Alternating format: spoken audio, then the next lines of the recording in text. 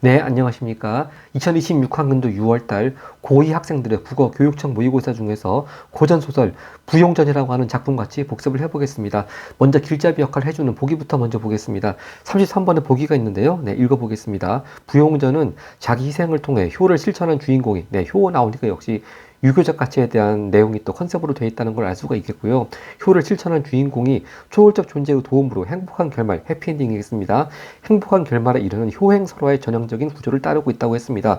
여기서 효행설화의 전형적이라고 하니까 딱 떠오르는 작품이 네, 심청전이 떠오르죠. 역시 이 지문 읽어보신 분들은 아시겠지만 이거 굉장히 심청전하고 컨셉이 비슷하네 그런 느낌 좀 많이 드는 그런 작품입니다.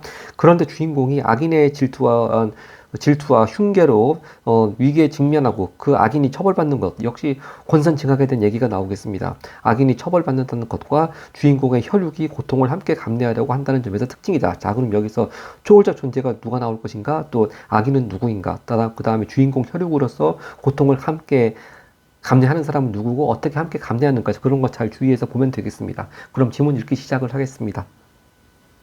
네, 앞부분 줄거리 그런 거 주어진 거 없고 다짜고짜 주인공 부용 이름부터 첫 문장 시작을 하고 있습니다.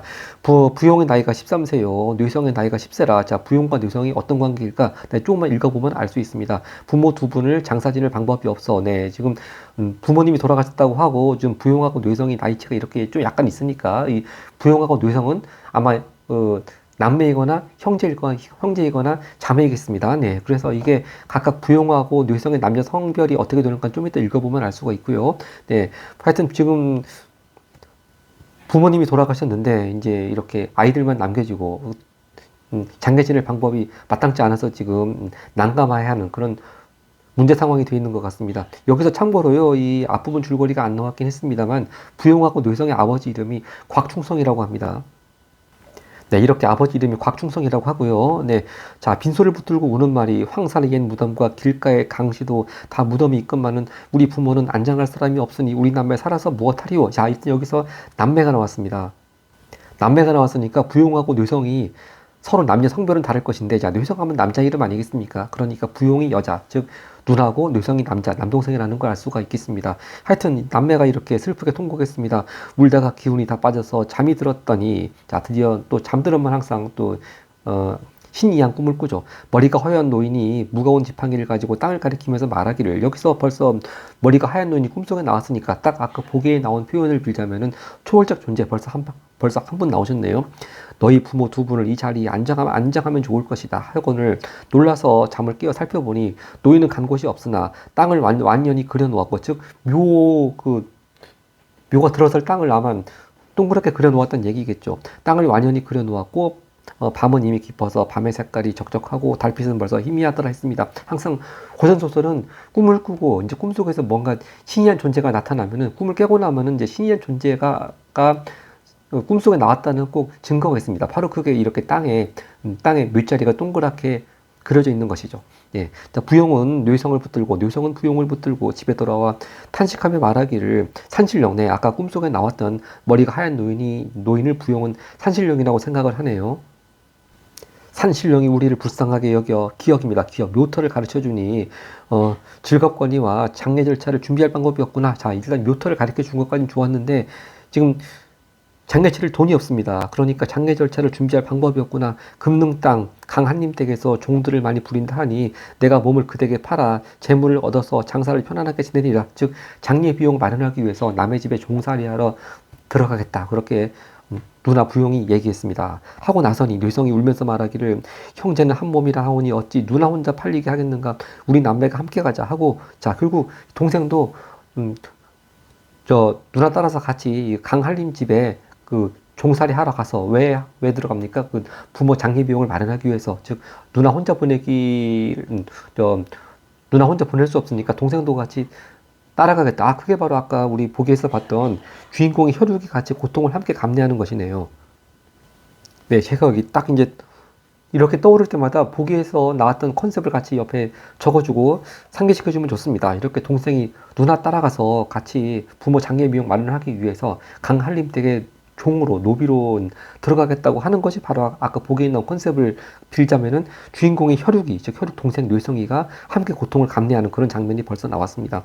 자, 하여튼 이렇게 부용은 앞서야 앞에 가고 뇌성은 뒤에 따라가니 해와 달이 빛을 잃고 물과 나무가 슬퍼하는다 하더라 늘 고전 소설에 나오는 그 서술제 개입 편집자 논평이 나왔습니다. 자, 그 다음에 앞부분 줄거리는 없었지만 중략 부분 줄거리가 나옵니다. 부용 남편은 강한림의 몸종이 되어 부모의 장례를 치른다. 네, 다행입니다. 장례는 무사히 치렀고요. 부용이 강한림 부부의 총애를 받자 그들의 딸인 난총은 부용을 질투하여 해치고자 한다. 딱 그러면 아까 보기에 누군가가 악인이 나온다고 했는데 벌써 한 명 나왔습니다. 바로 강한림의 딸 난총이 지금 악인이 되겠네요. 빌런. 자, 난총이 이제 부용을 해치고자 하는데 때마침 난총과 결혼한 손병진이 여주 자사로 부임하게 되면서 난총은 부용을 몸종으로 데리고 가게 된다. 이제 그 다음 이야기 보겠습니다. 난총이 부용을 죽이려고 하지만 좋은 꾀를 얻지 못하다가 우연히 좋은 꾀를 얻으니 마음속으로 기뻐하며 여주로 갈 때 부용의 손을 잡고 말하기를 여주 자사가 백파강에 수륙제를 지낼 때 여기서 수륙제 각주를 보니까 물귀신을 천도하기 위해서 하는 굿이라고 했습니다. 굿. 네. 자, 이렇게 굿. 제사 지낼 때 돈과 곡식을 많이 넣고 여자를 물에 넣어야 한다고 하니 여기서 여자를 물에 넣어야 한다고 하니까 딱 부용이 떠오르지 않습니까? 여자를 물에 넣어야 한다고 하니 내 아무리 불쌍하나 면하지 못할 것 같다. 나를 원망하지 말아라. 바로 이게 아까 보기 나온 컨셉을 그대로 빌자면 악인의 질투와 흉계로 인해 가지고 벌써 주인공이 위기에 직면한 장면이 나왔습니다. 네. 부용이 이 말을 듣고 간담이 서늘하여 정신없이 울며 말하되 한림의 덕택을 생각하면 죽어도 서럽지 아니하되 다만 뇌성을 다시 보지 못하고 죽게 되니 한이로 소이다. 이렇게 이제 어쩔 수 없는 운명을 받아들이면서도 동생 걱정을 하는 장면이고요. 여기서 강에 제사 지낼 때 사람이 젊은 처녀가 물속에 빠져야 된다. 바로 그것이 벌써 심청전하고 유사한 컨셉이 벌써 나왔습니다. 네, 위로 올라가겠습니다. 하고 이튿날 길을 떠나 벌써 니은이 나왔습니다. 백파강에 다다랐다고 하는데요. 아까 우리 기억이 뭐였습니까? 네, 기억, 묘터, 즉 산신령이 머리가 허연 백발노인이 꿈속에 나타나서 이렇게 묘터를 아까 지팡이였나요? 네, 지팡이로 묘터를 구린 꿈에서 나타난 그 묘터, 그 외 기억에 대한 부분이 다 끝난 것 같으니까 일단 32번에 가서 기억만 가지고 풀 수 있는 문제 한번 먼저 간단히 보겠습니다. 네, 이렇게 32번이 기억은 묘터, 니은은 백파강, 디귿은 언덕. 바로 공간 이동에 따라 가지고 그 공간이 어떤 역할을 하는가. 뭐 이건 약간 또 최근 트렌드는 아닌 것 같은데 하여튼 교육청에서도 계속 이런 컨셉의 문제를 잘 내고 있고요. 하여튼 일단 묘터에 대한 것만 가지고 풀 수 있는 게 32번의 선지 1번입니다. 1번을 보겠습니다. 꿈에 나타난 노인이 지목한 기억, 묘터가 땅에 그려져 있었다. 아까 완연하게 그려져 있었다고 했습니다. 선지 1번 맞고요. 네, 계속 이제 아까 니은 백파강 부분을 보겠습니다. 이 니은 백파강 부분이 이제 우리 방금 전에 봤던 32번의 선지 2번하고 4번이 니은만 가지고 풀 수 있는 건데요. 이제 백파강에서 어떤 일들이 있었는가는 백파강을 공간적 배경으로 해가지고 벌어진 일들을 다 읽어야지만 32번 선지들을 풀 수 있을 것 같으니까 이렇게 다짜고짜 니은만 봤다고 그래가지고 바로 문제 풀 것이 아니고 좀 백파강에서 벌어진 장면들을 본 다음에 문제 푸는 게 좋겠습니다. 하여튼 이렇게 해서 이제 백파강에 다다랐습니다. 넓은 물가에 원숭이가 울고 백구는 편편히 왕래하는데 물의 형세가 넓고 커서 구불구불 출렁출렁하는 물결은 사람의 마음을 다 녹이더라. 자, 우리의 주인공 부용은 지금 거의 죽음을 앞두고 있는데 이 바깥 풍경은 마치 그런 걸 모르듯이 태평한 풍경입니다. 태산 같은 크나큰 배에 두 개의 돛을 높이 달고 한없이 넓은 물결 위에 정처없이 나아가며 무수하게 왕래하니 적벽강 싸움인가 동남풍도 요란하다. 자, 이 적벽가 삼국지에 나오는 또 적벽강 싸움, 동납풍, 제갈량이 불러 일으켰다고 하는 동납풍 이런 것도 역시 고전 소설답게 인용을 하고 있고요. 임술년 가을 7월 보름인가 물의 파도는 하늘에 맞닿아 있더라. 강의 중간에 배를 머무르고 소와 양을 잡아놓고 쌀과 돈을 태산같이 쌓아놓고 뱃사공들의 거둥보소 4번 절한 후에 비는 말이 강 속의 수신님은 천리 장강 깊은 물에 풍랑을 없애주시고 이익을 많이 내게 해주시옵소서. 이때 밤은 이미 깊어서 달은 기울어지고 까맣같이는 슬피 운다. 자, 슬피 운다. 이것도 어찌 보면은 서술자의 감정이, 왜냐하면 좀 있으면 부용이 죽을 운명이니까 까맣같이가 우는 게 슬프게 느껴질 수 있겠습니다. 하여튼 부용이 정신없이 앉았다가 배터 앞부분을 부여잡고 슬피 통곡하며 하는 말이 있다. 그 부분이 이제 부용이 통곡하는 말이 A라고 묶여서 나와져 있습니다. 네, 푸른 하늘에 울고 가는 저 기러기야 금능 땅에 가거든 우리 동생 뇌성을 찾아서 황성에 간 부용은 백파강 수륙제 때 물에 빠져 죽었다는 이 말을 좀 전해다오. 나는 이 물에 빠져 죽으니 혼백이라도 세상 구경을 못하게 되었네. 까지가 기러기한테 당부하는 말이고, 그 다음에 또 배 안에 있는 모든 사람들아 나를 좀 살려주소 하면서 두 번째 파트는 배 안에 있는 사람들한테 자기 살려달라고, 죽이지 말아달라고 간청하는 그런 장면이죠. 하여튼 이 부분 A 부분이요, 이거 34번에 가 있으니까 34번에서 A만 가지고 풀 수 있는 부분 풀어보도록 하겠습니다. 네, 34번 A가 있고 B가 있는데, 이것이 이제 말하자면 이 주인공들의 등장인물들의 말하기 방식에 관한 문제겠죠. 하여튼 A 부분이 이제 방금 봤듯이 부용이 기러기한테 말하는 장면이고, 즉 기러기한테 당부하는 장면이고, 또 뒷부분은 배한 사람들한테 자기 죽이지 말아달라고 살려달라고 간청하는 장면입니다. 하여튼 이 부분 A만 가지고 풀 수 있는 거. 근데 다 이게 A하고 B가 분리가 되어 있기 때문에 모든 선지들 모든 선지들 다 한번 A만 가지고 지금 이게 가장 적절한 거 고르는 거니까 일단 좀 정답 후보들을 간추려 보겠습니다. 선지 1번입니다. A가 자신의 선행을 부각하고 있다.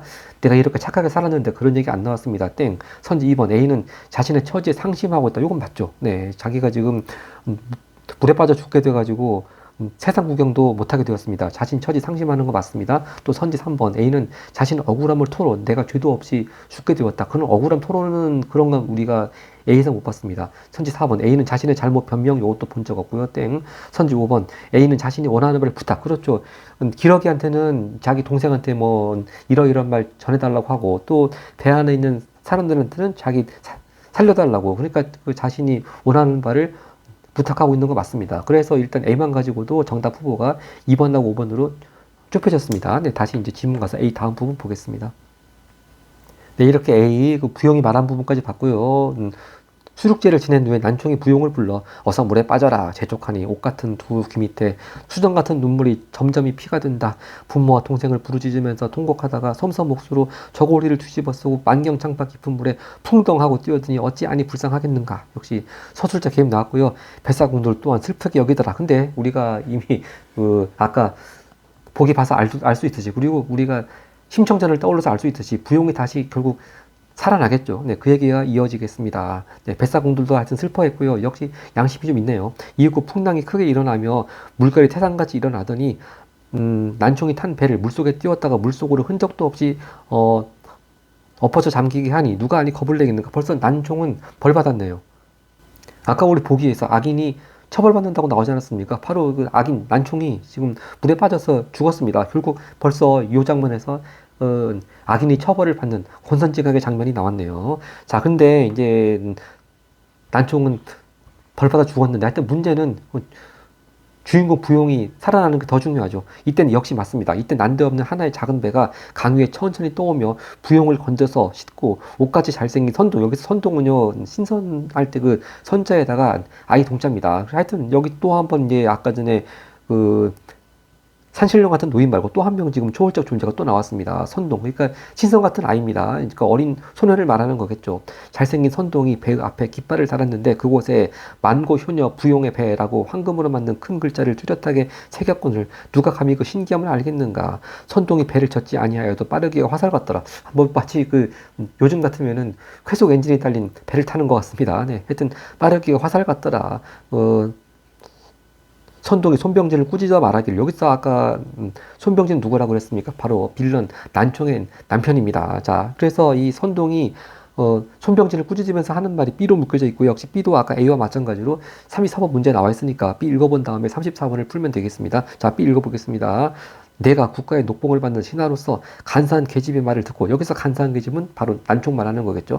간사한 계집의 말을 듣고 만고에 다시 없는 효녀를 죽이려고 하니 옥광상제가 미리 아시고 사해용하게 분부하셨다. 난총은 마음 씀씀이가 나쁘고 흉계가 측량할 수 없어 남을 몰래 해치고자 하는 마음이 있으니 배를 침몰시켜 죽이고 부용당자는 인간 세상으로 급히 돌려보내라 하시기에 급히 가노라. 이렇게 해서 선동이 손병진, 난총의 남편을 꾸짖는 말 B 34번을 마저 보겠습니다. 네, 34번의 B는요, 제가 여기 요약했듯이 선동이 손병진한테 꾸짖는 말입니다. 먼저 정답 후보 선지 2번을 보겠습니다. B는요, 청자 입장 대변자. 청자는 손병진인데, 이 선동이 지금 손병진은 자기 부인이 죽은 걸 알았든지 아니면 뭐 몰라가지고 행방을 알 수 없든지 하여튼 그런 상황일 텐데, 하여튼 그런 청자, 손병진의 입장을 대변 그런 거 없죠. 그래서 선지 2번은 B가 확실히 틀렸기 때문에 일단 뭐 가장 적절한 것은 답이 5번이 될 것 같습니다. 네, 5번 먼저 보겠습니다. B는 청자의 과오를 지적하고 있다. 역시 맞네요. 청자가 누굽니까? 손병진. 자, 손병진의 과오가 뭡니까? 자, 너는 국가의 녹봉을 받는 신하인데 왜 그런 간사한 난총의 말을 듣고서 이렇게 만고에 다시 없는 효녀를 죽이려고 하느냐? 바로 그런 과오를 지적하는 거 맞습니다. 그래서 선지 5번 가장 적절한 거 답을 찾으면 되겠고요. 그래도 나머지 선지들 한번 가볍게 보겠습니다. 선지 1번이요. B가 청자의 논리 반박. 자, 이 선동이 꾸짖기만 하지 손병진이 하는 말을 반박 그런 거 없고요. 땡. 선지 2번입니다. 아까 지금 봤고요. 선지 3번입니다. B는 청자의 억울함에 공감하고 있다. 자, 이 손병진이 자기 억울하다고 말한 것조차 없습니다. 그래서 땡이고요. 선지 4번. B는 청자의 행동 변화를 촉구하고 있다. 자, 너 손병진 이렇게 바꿔야 돼. 글쎄요. 손병진을 꾸짖는 말은 있는데 너 이렇게 뭐 행동을 바꿔야 돼. 태도를 바꿔야 돼. 그런 거는 본 적이 없습니다. 그래서 역시 B는 역시 1, 2, 3, 4번 다 땡이고 5번은 맞네요. 네, 이렇게 34번 해결했고요. 다시 한번 지문 막바지 가서 보겠습니다. 네, 이렇게 선동의 말이 끝났고 강 중간에 이르러 황성으로 가더라 하면서 이제 디귿 언덕이 나왔습니다. 그러니까 아까 우리 니은이 백파강 반으로 나누어진 우측 제일 상단에 백파강이 나왔는데 여기 전부가 이제 다 공간적 배경이 백파강의 장면 다 끝났습니다. 그러니까 여기서 이제 니은 백파강 부분 32번의 선지 2번하고 3번을 해결하러 가보도록 하겠습니다. 네, 다시 이렇게 문제 32번 공간 이동에 관한 문제 한번 다시 이제 32번의 선지 2번을 보겠습니다. 이제 니은에 대한 겁니다. 부용은 여주로 가는 도중에 자 여주로 왜 갑니까? 다시 한번 기억을 되살려 보자면 난총의 남편 손병진이 여주 자사로 가는 기회를 이용해서 부용이 이제 여주 자사로 가는 기회를 이용해서 난총이 부용을 몸종으로 데리고 가면서 꾀를 내 가지고 이렇게 백파강에서 수륙지를 지낼 때 물속에 빠져 죽게 하는 것이죠. 네, 바로 그게 여주로 가는 도중입니다. 여주로 가는 도중에 수륙지의 제물이 되어 디귿 언덕에 빠지게 된다. 요거 그대로 맞네요. 네, 선지 2번 맞고요. 그래서 선지 2번은 니은하고 디귿하고 다 동시에 해결을 했습니다. 그 다음 선지 4번을 보겠습니다. 부용은 죽은 부모를 즉 아까 묘토에 장사하기 위해 강한림 댁에 지내다가 니은에 가야 하는 상황에 처한다. 니은 백파강 그렇죠. 이 난총의 남편이 여주 자사를 부인하는 기회에 난총이 지금 부용을 몸종으로 데리고 가려고 하는 길입니다. 바로 그래서 강한림 댁에서 지내다가 니은 백파강에 가야 하는 상황에 처합니다. 이거 당연히 맞네요. 자, 그러면 지금 벌써 선지 1번, 2번, 3번, 4번은 아까 지금 1번, 2번, 4번은 적절한 것이고 이제 결국 정답 후보 적절하지 않은 건 3번하고 5번이 남으니까 3번하고 5번은 디귿까지 본 다음에 이제 문제 정답을 찾으면 되겠습니다. 네, 다시 아까 디귿 언덕 나온 부분 가서 보겠습니다. 네, 디귿 언덕입니다. 이윽고 배를 디귿 언덕에 대고 유리병 하나를 주면서 말하기를 세상에 요긴한 물건이다. 쓸 곳이 있을 것이니 헛되이 버리지 말아라. 자, 이게 앞으로 어떻게 요긴한 물건일까요? 여기서 그냥 지문이 끝나버리니까 좀 오히려 좀 궁금증, 호기심이라고 해야 되나? 좀 기대감을 자아내게 하네요. 자, 하여튼 세상에 요긴한 물건이다. 쓸 곳이 있을 것이니 헛되이 버리지 말아라. 낭자는 앞으로 만승의 황무가 되어 동생을 만나고 부귀영화가 세상에 진동할 것이다. 아까 우리 보기에서 봤듯이 행복한 결말, 해피엔딩을 암시하긴 합니다만 이 유리병이 과연 이 해피엔딩에 이르기까지 어떤 역할을 할까 왠지 궁금합니다. 그래서 요 문제풀이 다 끝난 다음에 간단히 그 뒷부분 줄거리에서 유리병이 어떤 역할을 하나 간단히 살펴보기로 하겠습니다. 하여튼 이렇게 예언하고 갔습니다. 하직하고 각원을 부용낭자가 백사장에 앉았으니 이상한 구름이 사방을 둘러싸고 향내가 진동하더라로 끝났습니다. 하여튼 여기에 일단 디귿 언덕 부분 아까 32번 공간 이동에 대한 문제 마저 정답을 골라보겠습니다.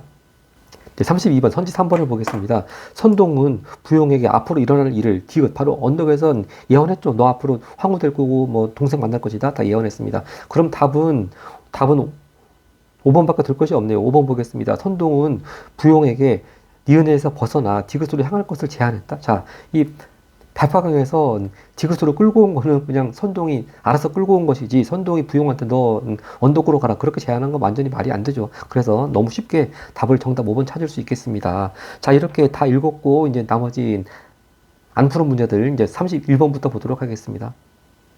네, 31번. 인물에 대한 내용일지 문제네요. 적절하지 않은 거 고르는 것입니다. 선지 1번입니다. 부용은 강할림의 은혜를 고마워했다. 이 얘기가 어느 부분에 나왔냐면은 난총이 부용한테 수륙제 지낼 때 빠져 죽으라고 하니까 이 강한님의 은혜 생각하면 당연히 뭐 갚을 방법으로는 뭐 그렇게라도 갚아야지 하면서 강한님의 은혜를 고마워하면서도 자기 동생을 생각하면 빠져 죽기가 많이 좀 억울한 거죠. 그런 얘기할 때 나왔습니다. 그래서 부용은 강한님 은혜 고마워한 거 일단 선지 1번 맞고요. 선지 2번입니다. 난총은 부용을 해질 꿀을 얻어 기뻐했다. 그대로 아까 지문에 나왔었고요. 선지 3번 뱃사공은 물에 빠진 부용을 불쌍히 여겼다. 아까 지문에 그대로 나왔고요. 다 맞고. 선지 4번입니다. 부용은 선동에게 감사의 표시로 유리병을 주었다. 자, 아까 유리병 얘기가 나왔긴 했습니다만 유리병은 누가 누구에게 준 겁니까? 선동이 부용한테. 이거 굉장히 세상에 요긴한 물건이니까 헛되이 버리지 말아라 하고 선동이 부용한테 준 것이죠. 완전히 그 주체하고 객체가 바뀌었네요. 네, 부용하고 선동이 완전히 바뀌었습니다. 이건 너무 쉽게 정답이 4번으로 지금 고를 수 있겠습니다. 선지 5번입니다. 선동이 타고 온 배에는 부용의 이름이 새겨진 깃발. 자, 아까 깃발 글자가 뭐였습니까? 그 만고, 아까 뭐였더라? 아까 만고 효녀였던가요? 네, 만고 효녀 부용의 배 그렇게 써 있었습니다. 그러니까 부용의 이름이 새겨진 깃발 맞습니다. 답 3번, 4번 확실하고요. 이제 마지막 보기 문제를 풀도록 하겠습니다. 네, 아까 보기가 나와 있었던 문제 33번 선지 1번부터 보겠습니다. 노인의 등장한 꿈. 아까 노인이 부용 생각하기에는 산신령이라고 생각을 했죠. 노인이 등장한 꿈을 뇌성에게 언급하는 것에서 부용이 동생에게 고통분담을 권유함을 알 수 있고, 자, 이게 완전히 틀렸네요. 자, 부용의 동생 뇌성이가 자기 누나 부용하고 같이 고통분담한 건 뭐를 가리키는 거였습니까? 네, 고통분담한 거는 그 강할림 댁 노비로 들어가는 것이죠. 네, 이렇게 뇌성이가 부용과 함께 같이 형제 간에, 남매 간에 고통분담하는 거는 강할림 댁 노비로 함께 들어가는 장면인데 그것이 진짜 부용이 뇌성한테 자 우리 같이 부모님 장례 비용 마련하기 위해서 강할림대 노비에 같이 들어가자 그렇게 먼저 부용이 권유한 게 아니지 않습니까? 부용이 자기 혼자 가겠다고 하는데 뇌성이가 자발적으로 따라간 것입니다. 여기서 좀 보충해 쓰자면 뇌성이 자발적으로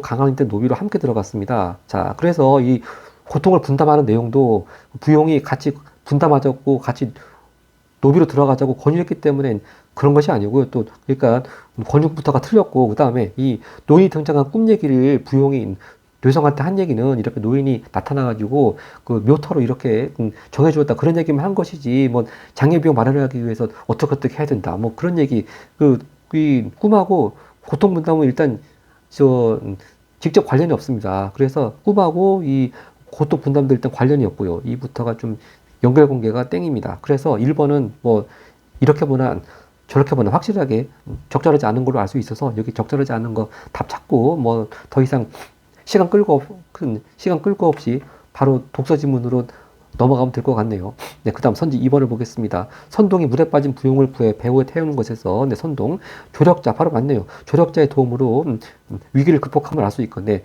조력자이기도 하고 또 아까 이 바로 보기에 나온 표현을 빌자면은 그 초월적인 존재죠. 네, 초월적인 존재의 도움입니다. 네, 초월적인 조력자 맞고 선지 3번입니다. 난총이 탐배가 물속으로 가라앉는 것에서 그래서 죽었지 않습니까? 주인공을 위기에 빠뜨린 악인 처벌받은 이걸 다른 말로 권선징악이라고 하겠죠. 권선징악 선지 3번도 맞고요. 선지 4번입니다. 부용이 자발적으로 여기 아까 제가 선지 1번 관련해서 말씀드린 표현으로 여기 자발적으로 나왔네요.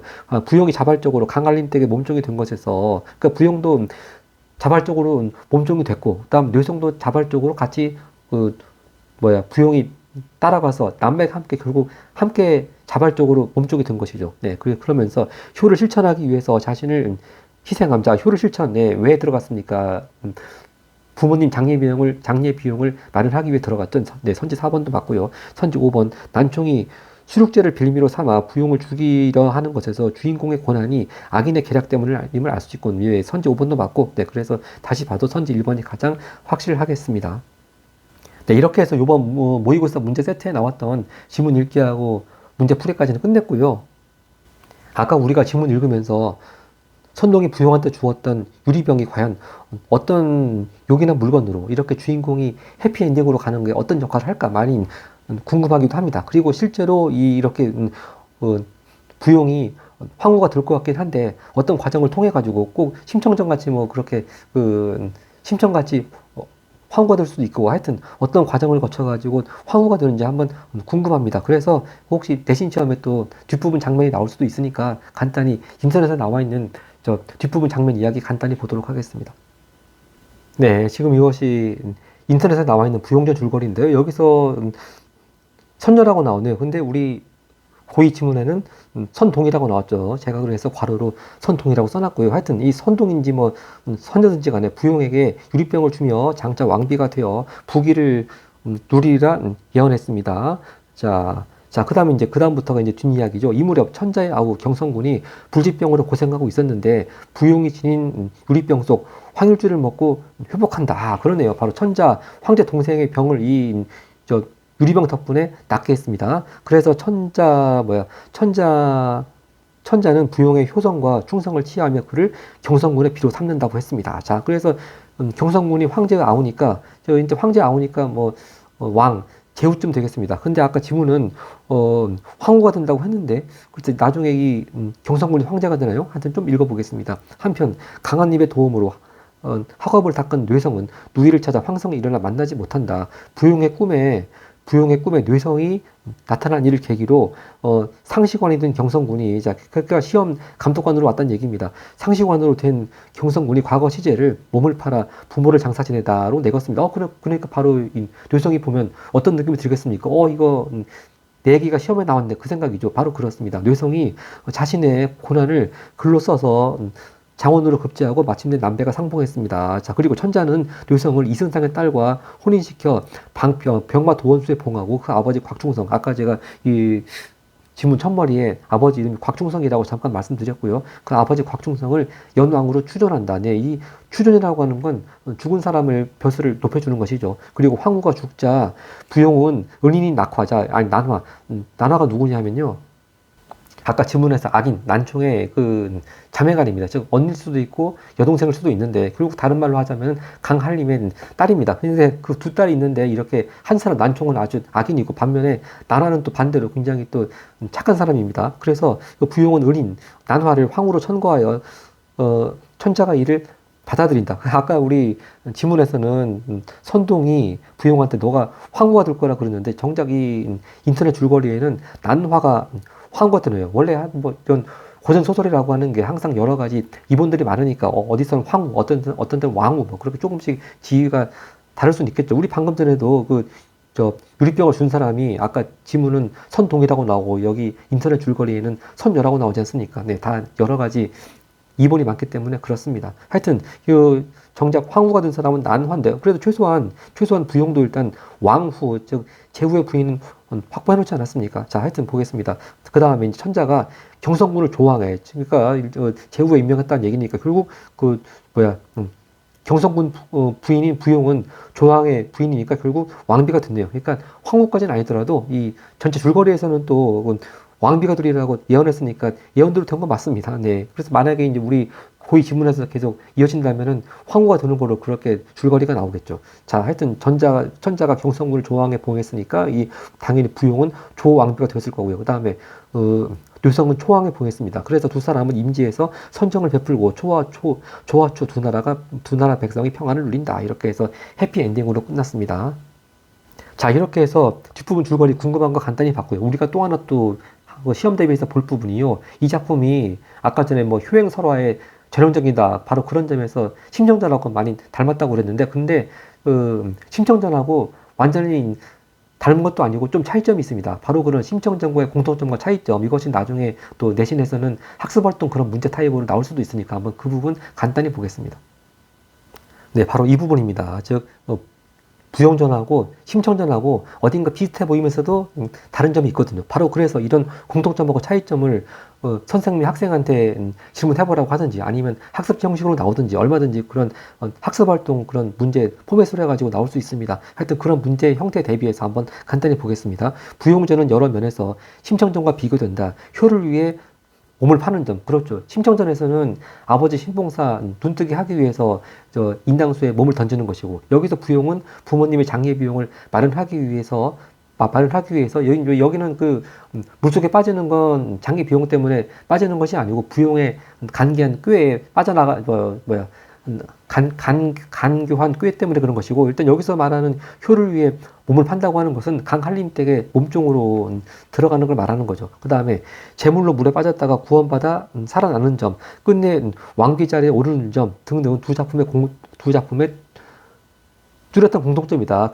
그러나 부용전에는 주인공이 천상에서 내려온 존재라는 적광화소가 없고 그렇습니다. 일단 심청전은 처음에 어떻게 시작하냐면 원래 심청이 그 하늘나라 선녀였는데 이렇게 땅으로 내려오게 되었다 그런 얘기가 나옵니다. 바로 그런 컨셉을 가리켜서 적광화소라고 하지 않습니까? 근데